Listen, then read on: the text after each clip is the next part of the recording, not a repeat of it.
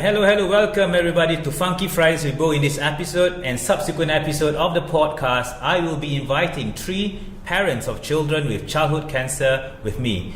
And we'll be discussing and educating you, the viewers out there, about childhood cancer as well as the caregiver or parents of these special children. You know, in September, Childhood Cancer Awareness Month is recognized every September by childhood organization cancer organization all around the world. So this is the time to acknowledge the thousands of brave children and their families who are dealing with a cancer diagnosis, raise awareness about the reality of childhood cancer, and emphasize the importance of research and funding. So today, who I have with me is actually Michael. Michael is from Philippines. He has a daughter called Chloe who is suffering from JMML. So maybe before we go further into that, so maybe Michael, you can probably just introduce yourself, to break the ice. Okay. Just talk more about yourself, then we will just move on to the questions later on. Okay, sure. I'm Michael, Jan Michael Oyales. I'm from the Philippines.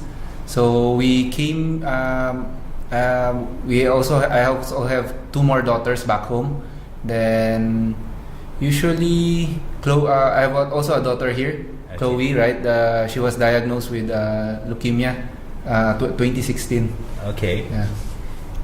So, Chloe is how old is Chloe right now? Right now, Chloe is 8 years old. So when she was diagnosed, she was roughly about 3.5 years old at that time. I see. So the other 2 children in Philippines, how old are they? My second daughter, Madison, is 5 years old. 5 years then old. Actually we have a newborn which was born last year, but right now she's already I think 1.5 years old already. I see. So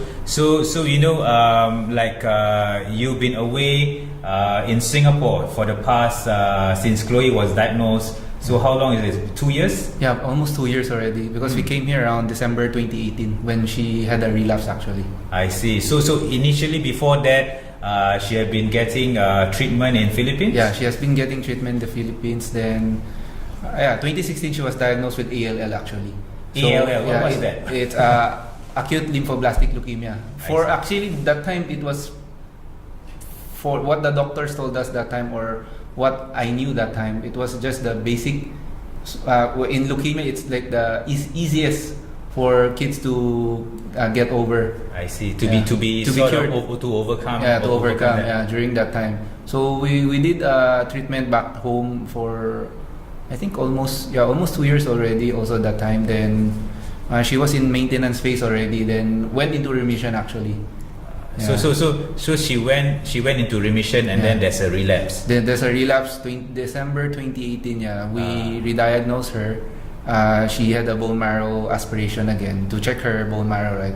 Then the doctors told us the bad news that she had a relapse. Then worst case was, instead of relapsing to ALL, which was the acute lymphoblastic leukemia, it turned out to be another leukemia, AML. I mean, most likely another type of leukemia. I see. So is that's probably a serious leukemia compared to the AML? Yeah, what the doctor told us at that time, it was a serious one. And since it's the first time in 20 years that the doctors encountered from ALL, then it mutated to AML. I see.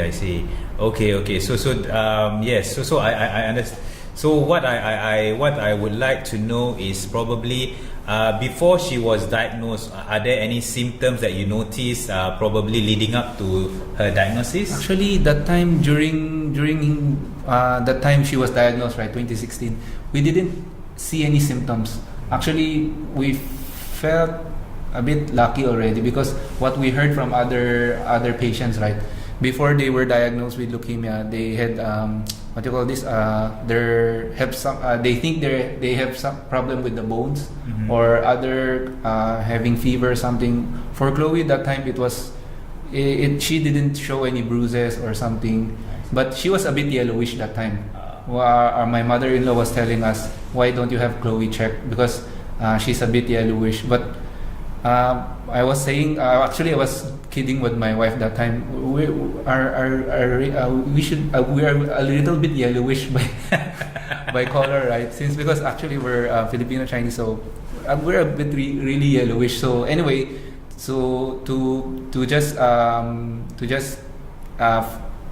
follow what she said that time. So we just let Chloe be checked that time from her pedia. Then during that time, actually, it's really hard because we didn't expect.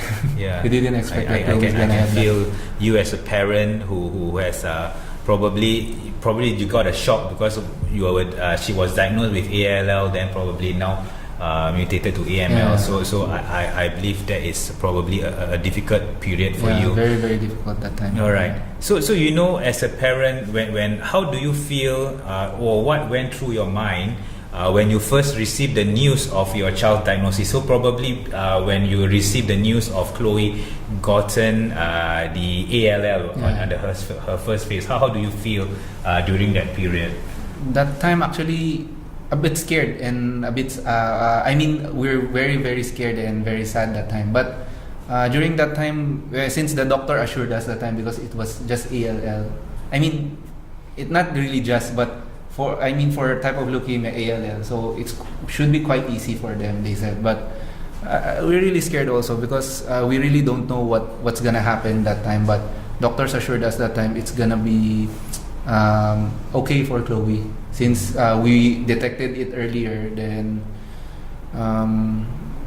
so we just go with it. Then we just go with it, go with the treatment, then what they recommended. Actually, that time we didn't seek for a second opinion. So because we really don't have other people to ask around that time, actually. Okay. So we just go with it.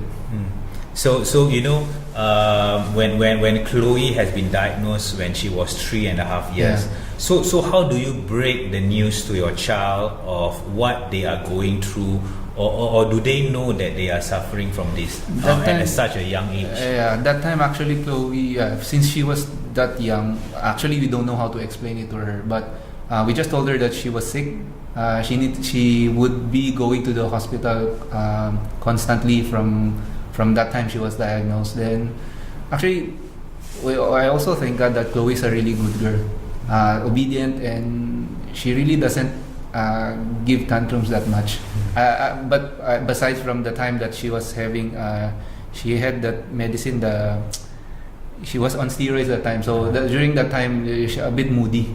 Yeah, but overall, when during the treatment the first time, she was very, very obedient. Okay. She really just follow what we say, and really hard to break it to her, but we just try to support her. So right now Chloe is already 6 years old. So she probably know her condition right now. So you have explained to her, or she now understands what she is suffering from? Yeah. During that time when she had the relapse, she was 6. Then right now she's 8. That time she has a grasp on what's happening to her already. So right now she's 8. Yeah, she's 8. Okay. Yeah. So meaning when she was diagnosed at 3.5 years, then later on when she was 6, then she was diagnosed with AML. Yeah, AML. Then so she's been in Singapore from 6 to 8. So been 2 years. She's been receiving treatment in Singapore. Yeah, she's been receiving treatment here in Singapore. Actually, when she was diagnosed re-diagnosed back in 2018, that's the time we seek for a second opinion.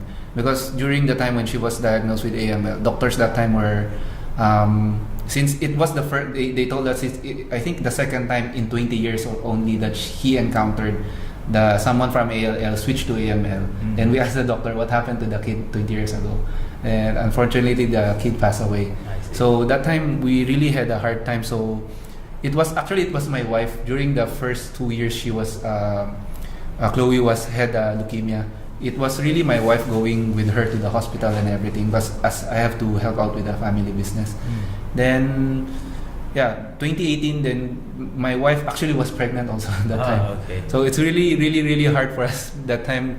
Actually, I'm grateful right now. I just can talk about it, not really reminisce, but be able to laugh about it right now. Yeah. But thinking about that time, it's really hard for us because since that time my wife asked us to come to Singapore. Then I just told her just stay in the Philippines since you're pregnant that time. Then I'll just go with my mom and Chloe. So we came here to Singapore to ask for a second opinion, and we're hoping that there was a misdiagnosis. We were hoping for that, or at least hoping that Philippines was wrong. Then it's just still ALL. But when they did the diagnosis here, it was really hard for us, because instead of just AML, Chloe had the ALL back plus the AML, then another type of AML which they say undefined or something. Then after a few weeks, there was a chromosomal defect that they detected also, which was the monosomy 7 and PTPN11.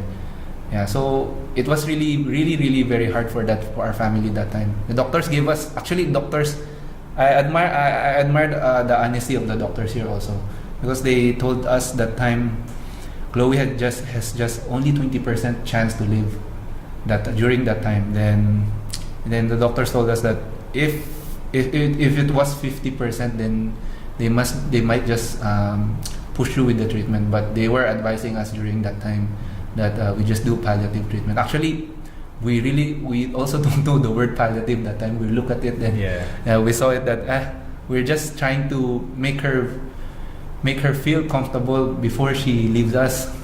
So during that time, we really cannot accept it. I see. So right now, after 2 years, Chloe is back. It's very she has a fighting spirit to live on, and that's why right now, after 2 years, she's she's very well right now. She's very well. Yeah, so it's good. So it's good. I really admire Chloe's fighting spirit, and your family's fighting spirit as well to push through all this. Yeah. So maybe for like you said, you have another child which is 5 years old right 5 now. years old. That so does she know that Chloe is going through this phase? During the first time she was diagnosed, that time she was just around.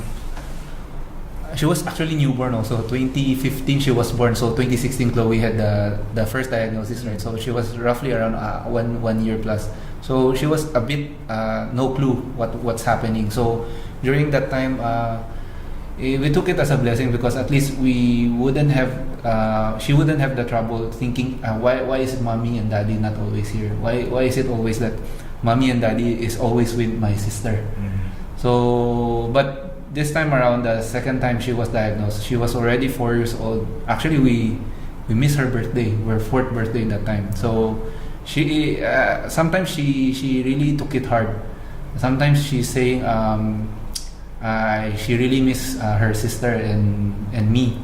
Then one of the time my wife told me that, but this was just when Chloe's already okay. But since we've been away for I think 10 months already, or 2 years already, she was saying to my wife, I hope that one day daddy and my sister would be when I wake up. I hope one day that daddy and my sister and Chloe would be just downstairs when I open the door. It really breaks my heart that day. Yes. I could understand. I know as a you look up to your sister, and then your elder sister, and then wishing that you and Chloe is there. So I feel for her as well. For probably during the treatment journey for Chloe. So can you share some good moments? Probably can you remember during the treatment? How do you is there any good memories? I know it's definitely painful for Chloe and yourself and your whole family, but there should be some probably good moments that you could share with us. Actually, one good moment I can think about, actually it's quite funny also, because that time she was we really don't have any chance that time. I think that was 2019 already, the first quarter of 2019. We're just doing the palliative treatment and everything. Then we really don't know what to do.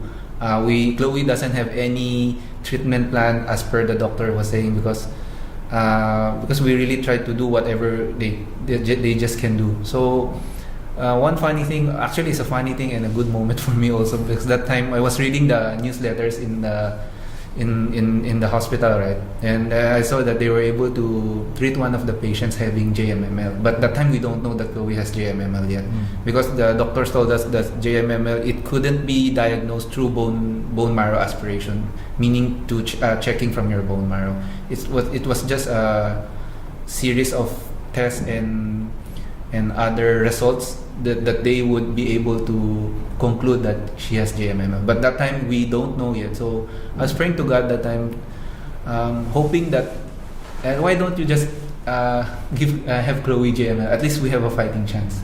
The doctors would really know what to do here and everything. Then come April, our first doctor told us, you go to the transplant doctor to consult. Then they would see what's happening to Chloe.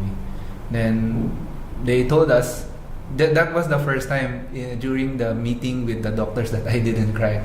In myself, that I was very happy because the doctor told us, I think Chloe has JMML, and I said in myself, yes.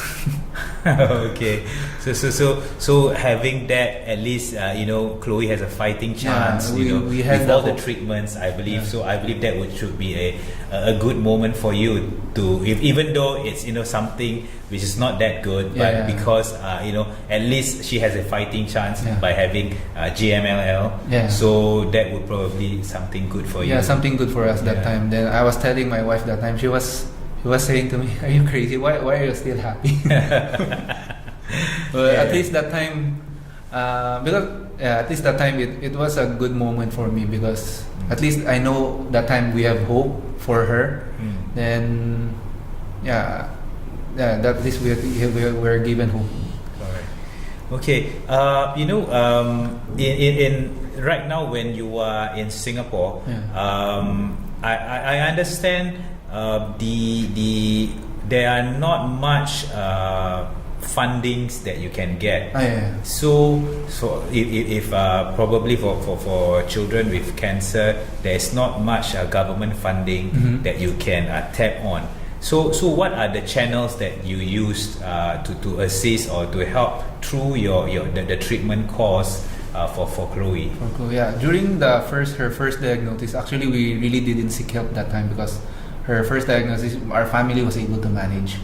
But come this second diagnosis here in Singapore, that's the hard part also, because when we consulted back in 2018, right, the doctors told us that just do palliative, then it would be costly for you, because the doctor quoted that time it would be around 450,000 Singaporean dollars. 450,000. Yeah, 450. Then it would be, if we convert it to our money, it would be roughly around 16 to 18 million pesos.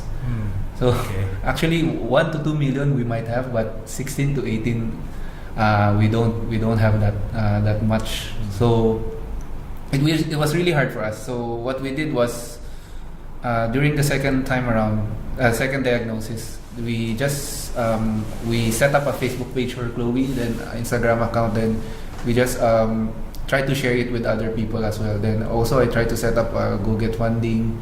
Then coming to Singapore, we really didn't have a clue. We just we pray to God, and we just leave it up to Him. So we tell Him that we do our part, then you just try to help us in any way that you can. So when we came here to Singapore, one of my sister's friend who's working here tried to search for crowdfunding as well. So we're able to. She was able to point us to Give Asia. Give Asia. Yeah, Give Asia. So which is a crowd funding here also based in Singapore. So actually we were thankful to that, because half of what we need to raise for Chloe, we was able to raise it through Give Asia. So Give Asia is one of the channel which you use. So the other one was Go Get Funding. Get Funding. It's also another channel, but that one is based out of Singapore. Yeah, out of Singapore. Then the reason I created the Go Get Funding, at least I can reach out to some of my friends also not in Philippines or abroad. So it was a really big help for us, the Give Asia, because I think since it's based here, I think most of them are Singaporeans also who help out us at the time. You are really grateful for Give Asia and the donors out there who has been supporting Chloe's treatment one way or another, right? And basically also back home, the church, back home our church, they did a charity event for Chloe.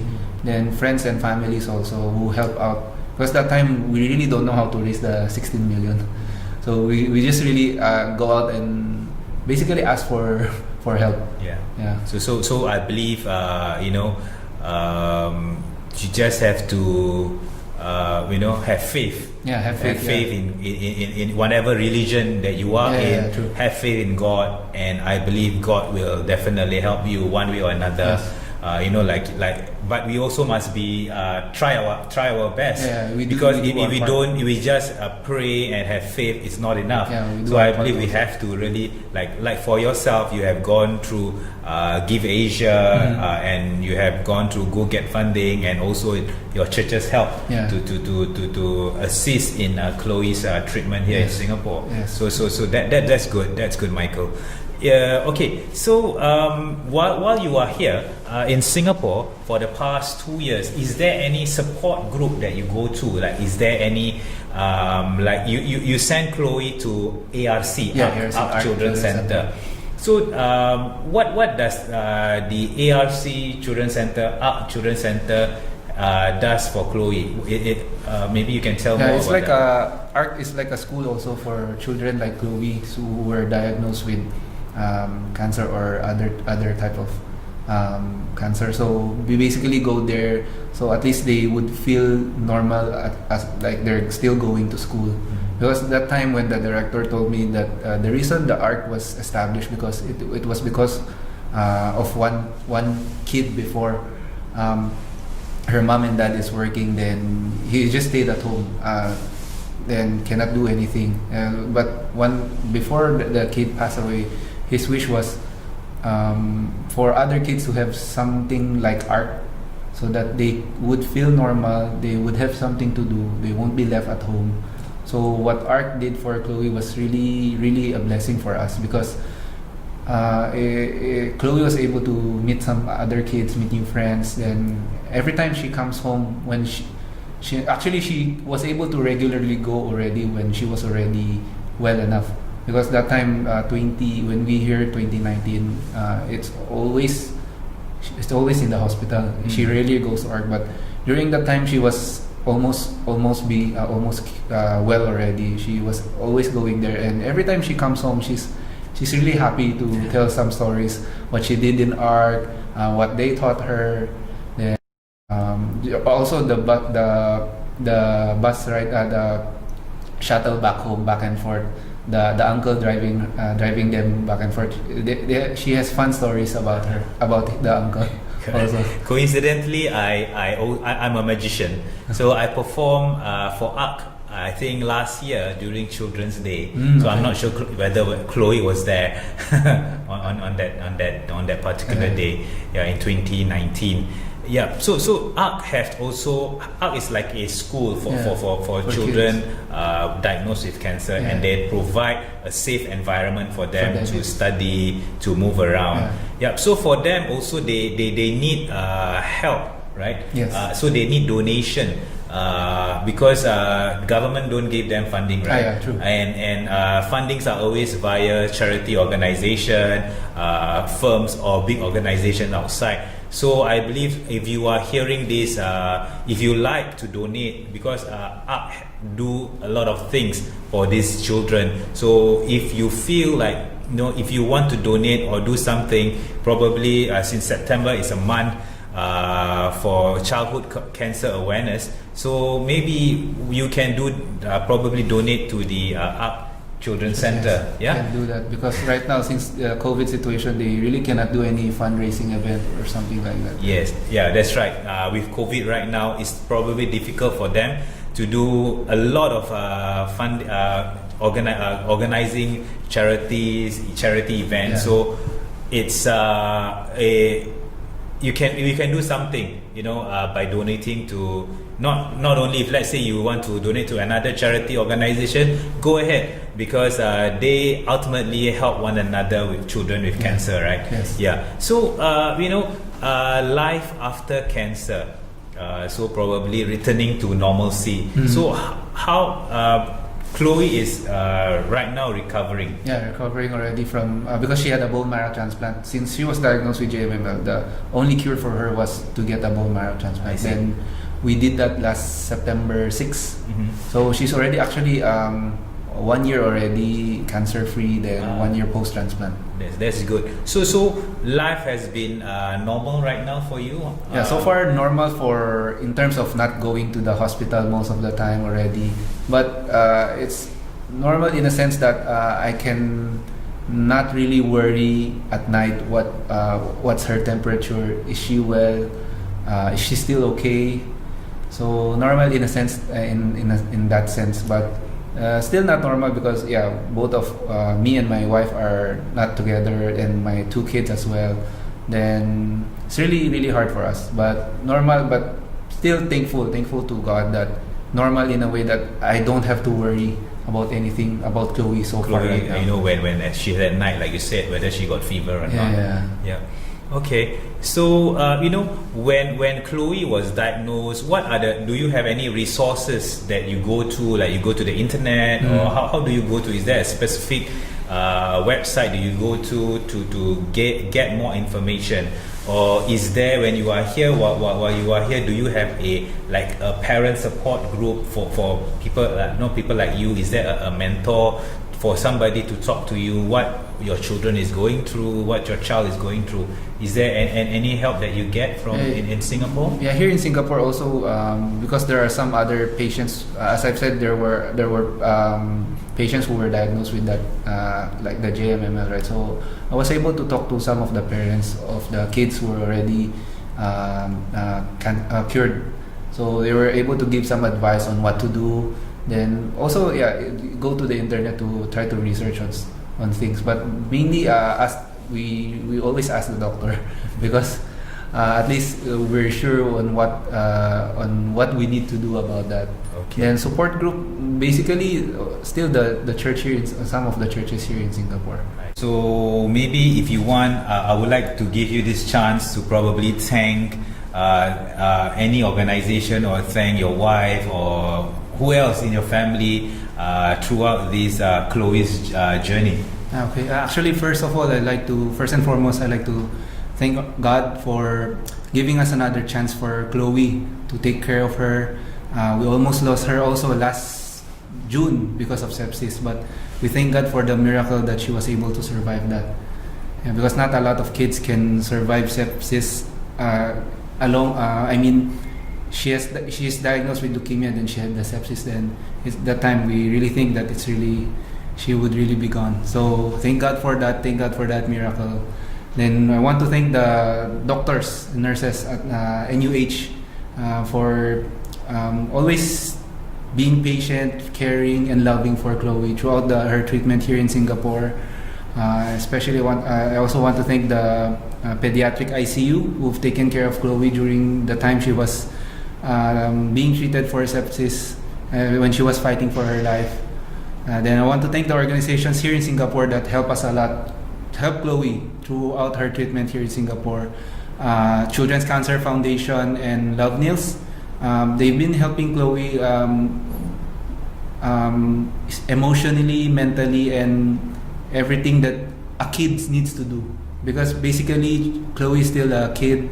She wants to play and everything. So both those organizations was able to provide that help for Chloe, provide those needs for Chloe as she goes through treatment. Every time she goes to the hospital at NUH, she looks forward to the playroom that the Children's Cancer Foundation have there. So I just want to thank them. Also, I want to thank the churches here in Singapore, CCF and ARPC, who've been a blessing to us. Basically, since we are foreigners here, we really don't know that much. But we really don't know a lot of people. But some friends that came from Philippines who are also residing here also. So we thank those two churches that has been helping us, praying for us, guiding us also, and supporting us.